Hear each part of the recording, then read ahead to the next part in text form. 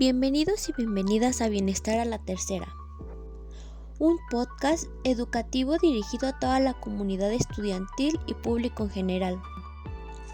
Un podcast en donde aprenderemos los síndromes más comunes relacionados a la vejez en los y las personas de la tercera edad. Primero que nada, comencémonos preguntando qué representa a los adultos mayores.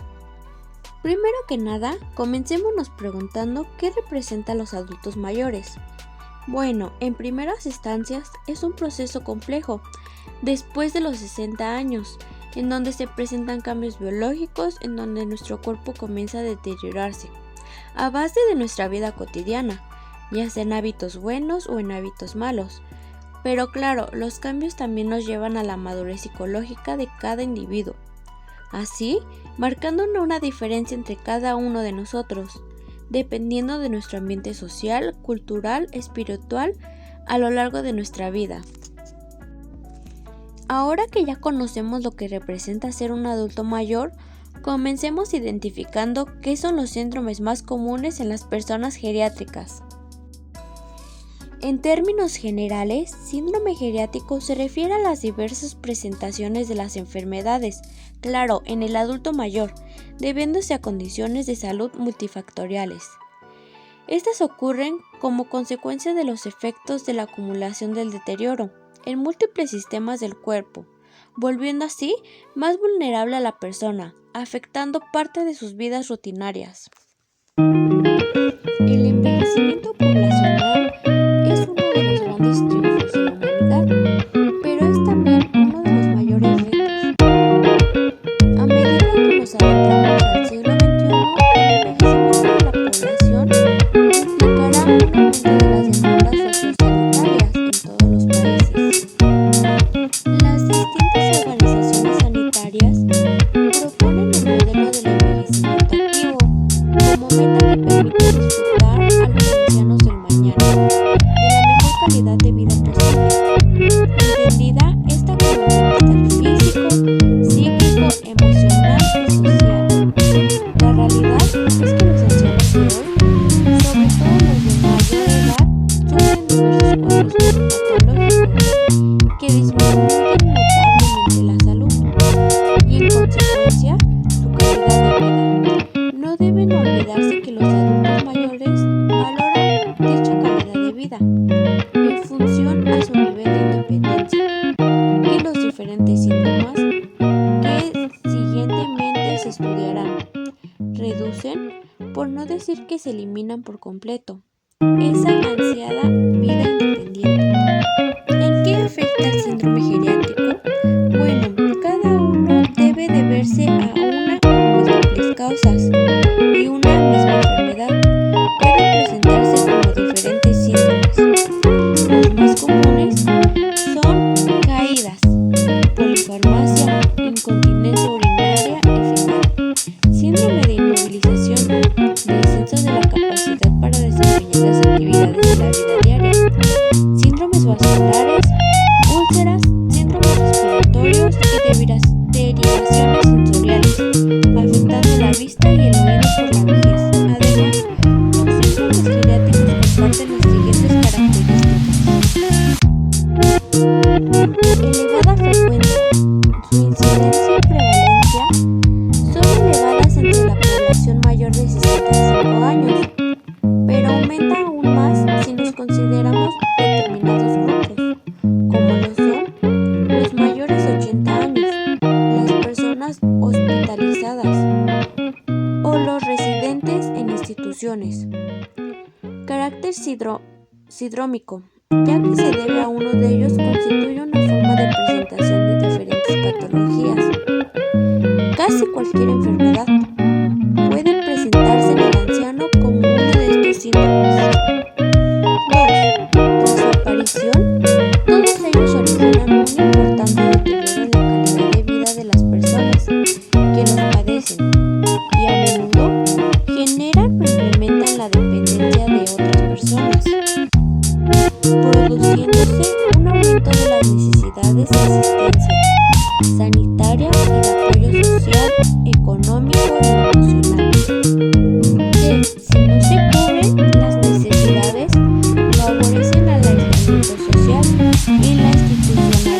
depresión del anciano.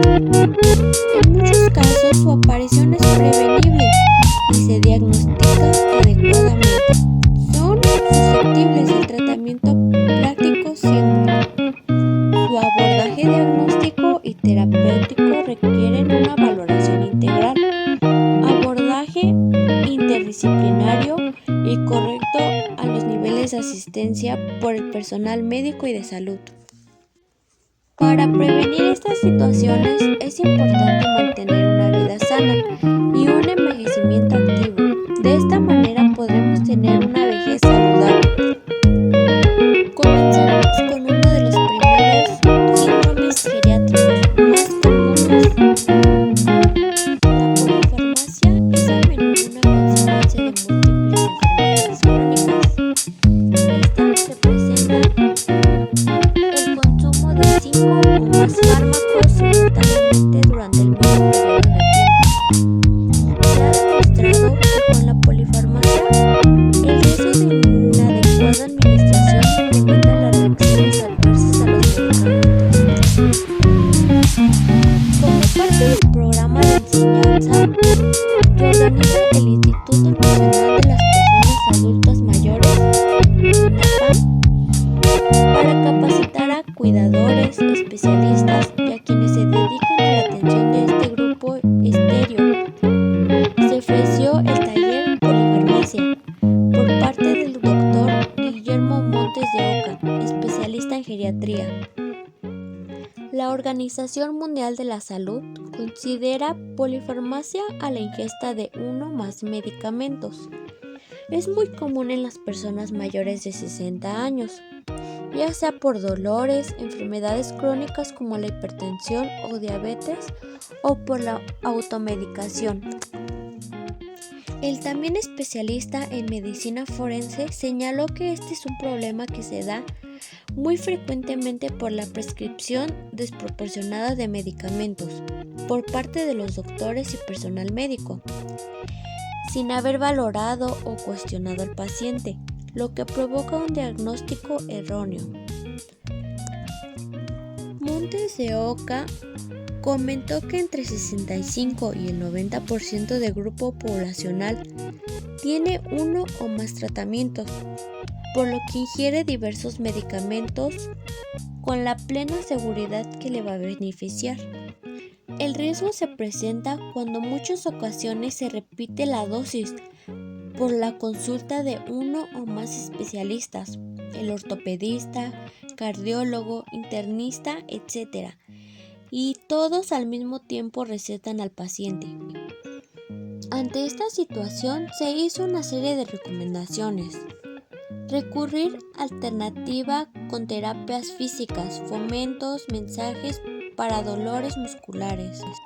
Los medicamentos se deben de usar en tiempo y forma. Al evitar la polifarmacia se reduce la sintomatología. El médico de base debe de ajustar la dosis, así como explicarle con lujo de detalle al adulto mayor lo que debe de ingerir, ya sea una mala comunicación o la alteración cognitiva o de funciones.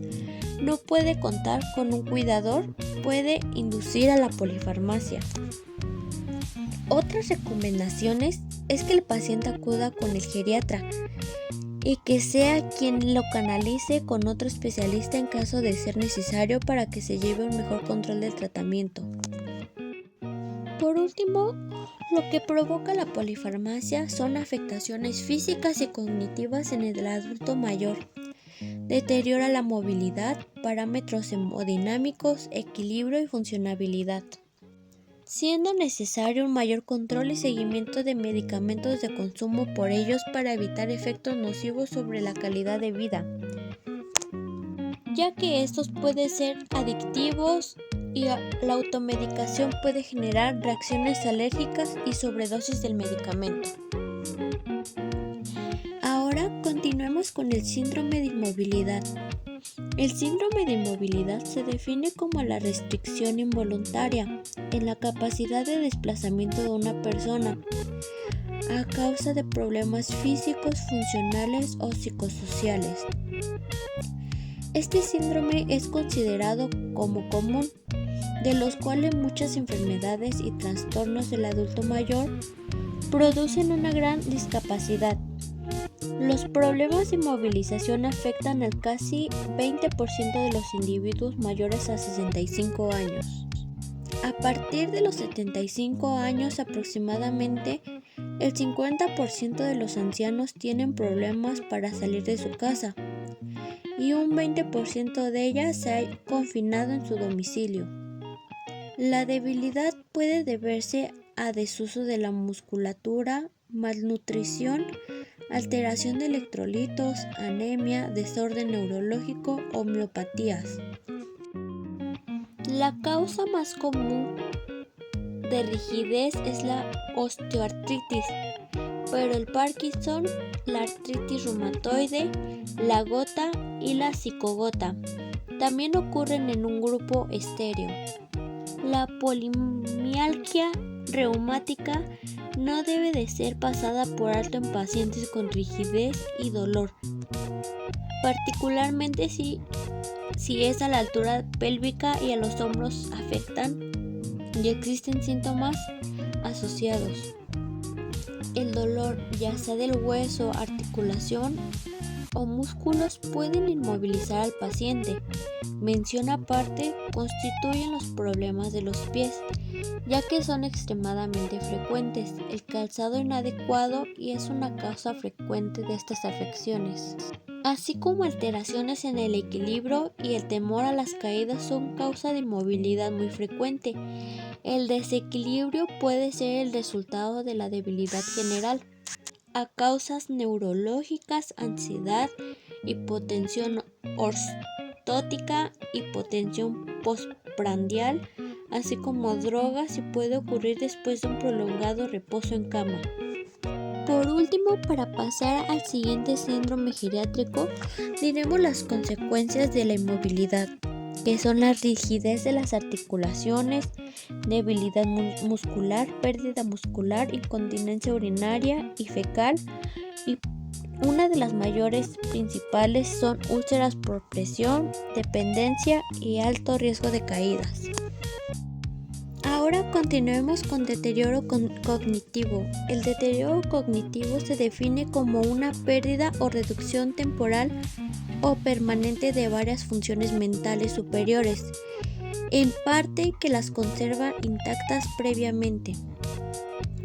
Esta definición incluye cuadros muy definidos como el síndrome confusional agudo, secundario infecciones, anemia, patología que afecta a cualquier sistema, ingresado al hospital, cambio de domicilio, etc.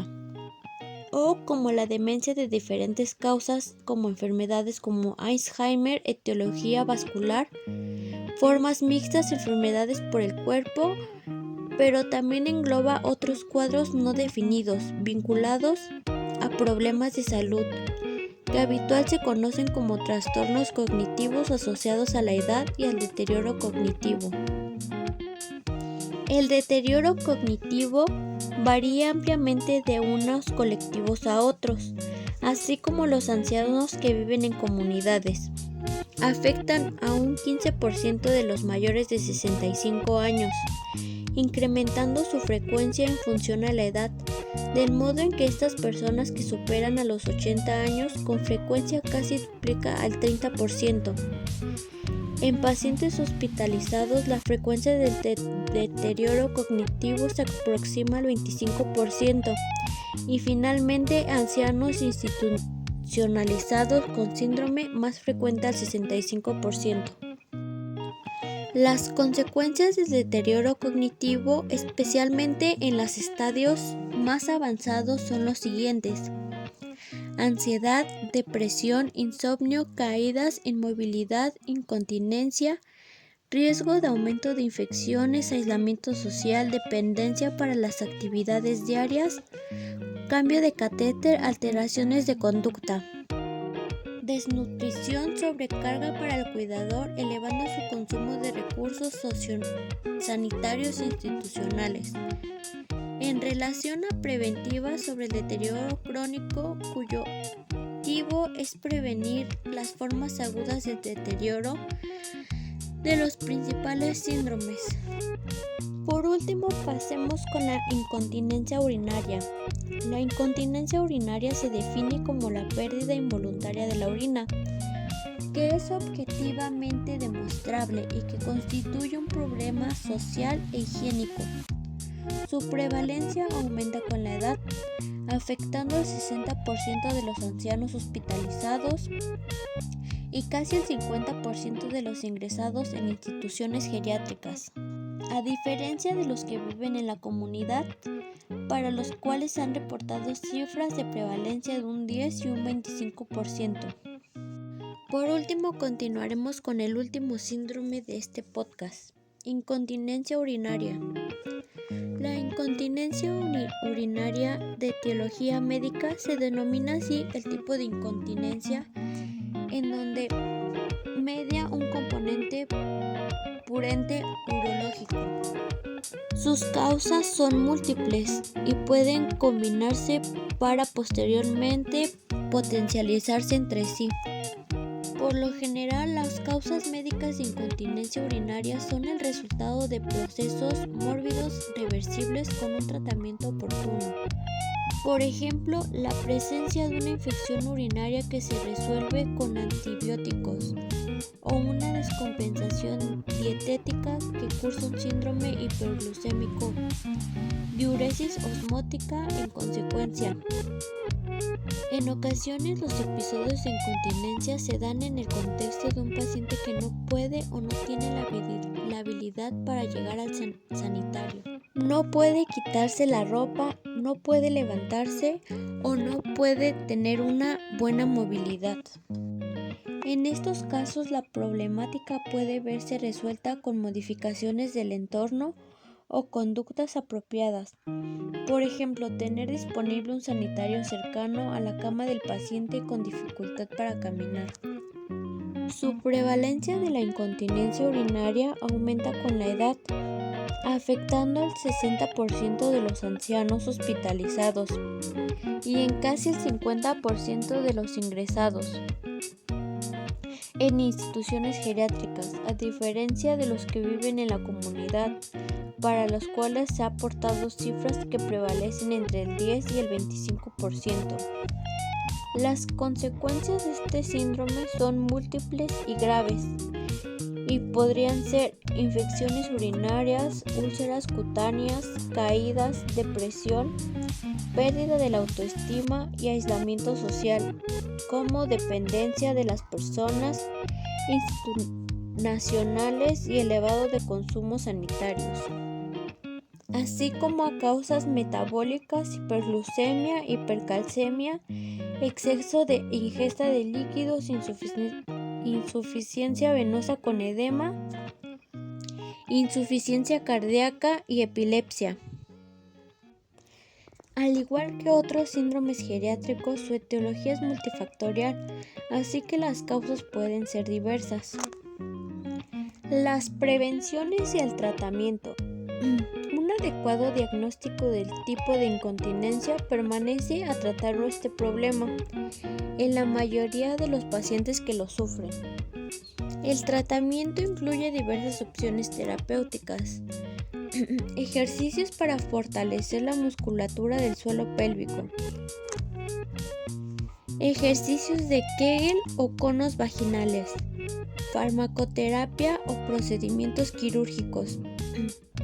En función del origen o tipo de incontinencia, no obstante, se debe olvidar que algunos pacientes no están en condiciones de someterse a tratamientos curativos y necesitan una continencia social que evite su aislamiento y su rechazo por parte de la sociedad. En estos casos, cuando el paciente debe de recibir tratamiento con métodos paliativos, colectores u absorbentes. En otras alternativas, el tratamiento deberá seguirse en el siguiente orden: cambios de estilo de vida y medidas de higiene dietéticas, programas de rehabilitación de musculatura del suelo pélvico, tratamiento con fármacos, tratamientos especializados entorno adecuado con una intimidad, facilidad de acceso, evitar peligros y barreras, tener una buena iluminación y agarres como soportes. Cuidados directos, explicar información y transmitir la idea que se puede mejorar el problema, como mínimo aprender a convivir con él. Promover la autoimagen y la autoestima. Utilizar ropa de calle cómoda, fácil de quitar, las cremalleras o velcros. Fomentar las relaciones sociales, salidas y paseos. Promover y enseñar la higiene personal, fomentando que las personas intenten orinar sin que tenga deseos 1 o 2 horas. Uso de pañal temporal o permanente o nocturno. Alimentación equilibrada y abundante en fibra vegetal. Prevención de la incapacidad fecal. Mantener un peso adecuado y realizar ejercicio habitualmente. Evitar dietas con picante u bebidas irritantes. Hidratación óptica y disminuir ingesto de líquidos 2 o 3 horas antes de ir a dormir. Y como conclusión, los síndromes geriátricos son muy prevalentes en la población analizada y asociada con una mala percepción de la vida. El rol del enfermero en su detección e implementación de las actividades preventivas y terapéuticas para una mejor calidad de vida en los ancianos. Es muy importante recalcar que para tener una vejez sana se debe de comenzar con hábitos saludables desde muy temprana edad.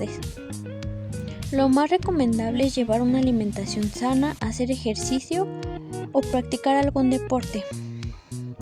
Llevar un proceso de citas con el médico, más recomendable tener un médico de cabecera para evitar malos diagnósticos. Para concluir, doy gracias a todos los oyentes por haber escuchado este podcast. Sin más por el momento, hasta luego. Esto fue Bienestar a la Tercera.